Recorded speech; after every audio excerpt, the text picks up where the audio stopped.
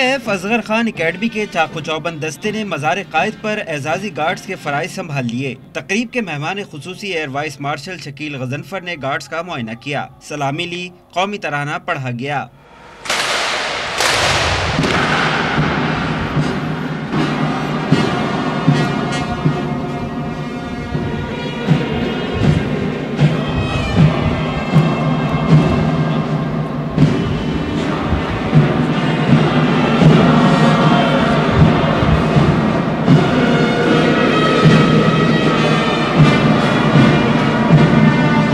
मेहमान खुसूसी ने मज़ार कायद पर हाजिरी दी, फूल चढ़ाए और फातह ख्वानी की। Air vice marshal Shakeel Ghazanfar ने तकरीब से खिताब में दिफाए वतन के लिए पाक फ़ज़ाइया के किरदार पर रोशनी डाली।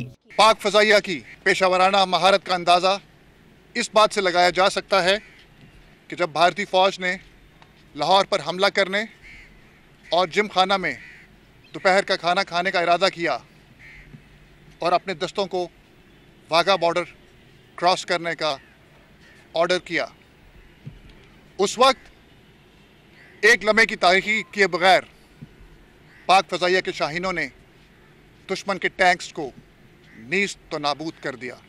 Air vice marshal Shakeel Ghazanfar ने मेहमानों की किताब में तासुरात दर्ज किए। मज़ार कायद पर पाक फ़ौज, पाक फ़ज़ाइया और पाक बहरिया के कैडेट्स एजाजी गार्ड्स के फ़राइज़ अंजाम देते हैं।